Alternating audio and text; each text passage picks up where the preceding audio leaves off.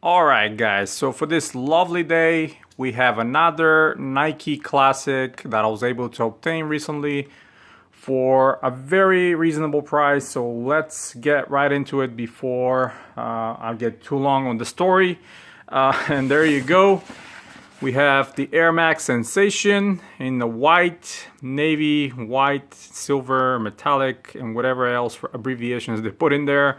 My regular size 8.5. As you can see, retail price $160. I didn't pay that. I was not planning to pay that. I will never pay that. Slightly banged up box, but hey, I really don't care. And this is actually the first colorway that dropped last year. I think it's like exactly a year ago when that dropped. And I've probably seen it a million times from other videos and other people that, you know, are much more,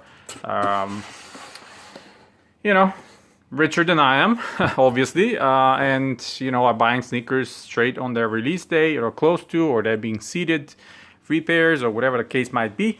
That's not the case with me, you guys know. What I can say, I mean, this is probably one of the best executions of Nike the latest year or so. Like I said, you know, they started, I think, with this pair or it was another pair before that. I can't quite remember. They started put some quality materials back in play, which I'm extremely happy about. And obviously, you know, this model being one of my all-time favorites from Nike, I had to grab it, of course. And as always, I didn't want to pay retail. That's a lot of money. So they just recently dropped to $80-something on FinishLine. I used a winner circle card that was almost expiring, and I managed to grab them for $70 shipped. So hey, great price for me. Let's get into it.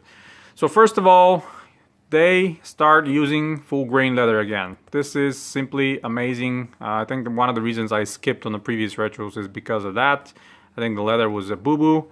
And this one, when I saw it in the stores and I smelled it, I was like, yep, that's what I like to see. So let's cover which panels are actual full grain leather.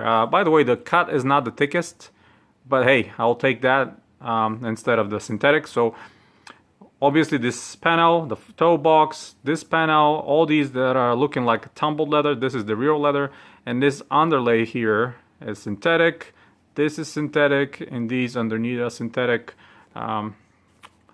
Obviously these as well that are inside, you see how smooth they are compared to the tumbled leather. Very easy to, you know, recognize.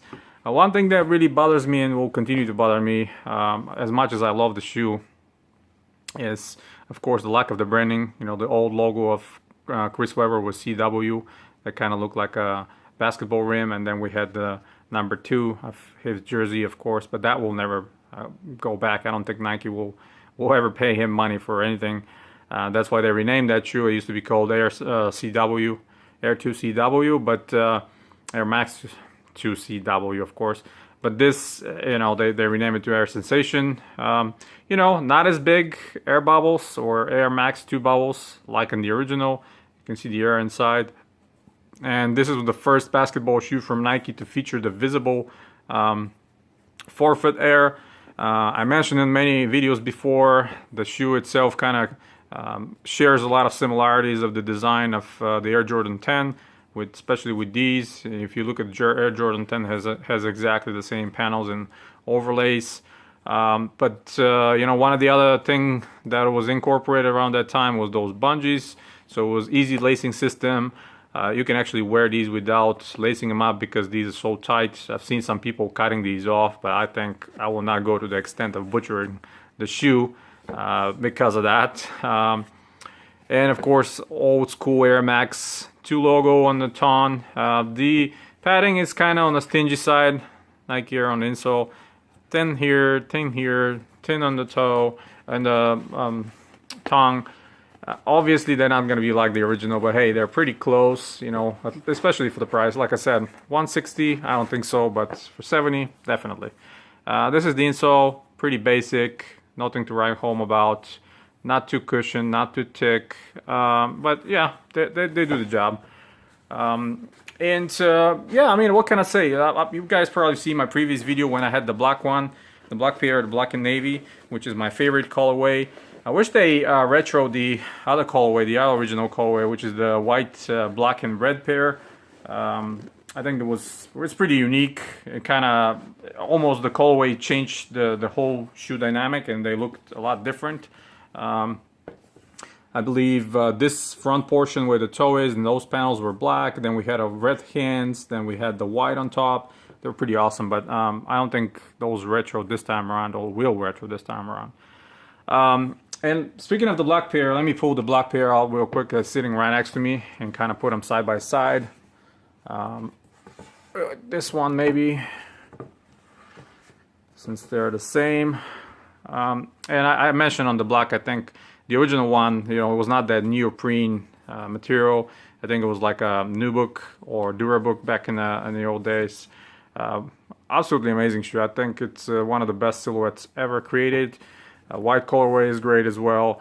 My best friend bought them when they came out. I was super jealous.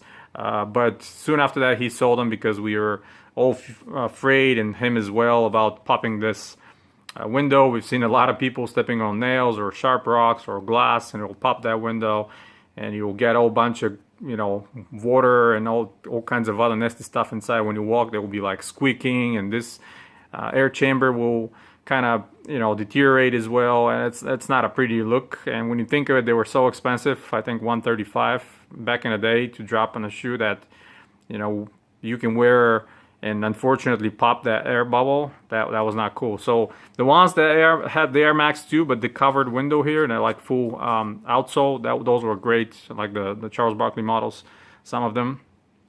But these were pretty to look at, you know what I mean? Nowadays you can afford to buy more and wear them, and be careful what you're doing. But when you're in school, high school and middle school and all that stuff, you're not that careful with your footwear. As much as you love them and everything else, you can be walking on eggshells all the time. So yeah, they were just great model, but all of us liked it. Unfortunately, I never had it. It was just too expensive. And I was preferring to buy Reeboks anyway. But yeah, regardless, I'm happy that I finally can get this white pair in the collection. Right next to his brother there, the Black and Royale pair. So yeah, always been a fan. Hopefully you guys are still able to scoop pairs like this. I think FinishLine has pretty much full-size run. So if you are willing to grab a pair, it's going to cost you around 80 something, or if you have coupons or Winter Circle cards, probably less than that. I think that's a fair price. Just like back in the old days, when you wait a little bit more, you have patience, you get rewarded, and you pay a less price. That's pretty much it, guys. Again, thank you very much for the support. If you're new, subscribe to the channel, hit the thumbs up if you like the video. And as always, guys, you have a wonderful day.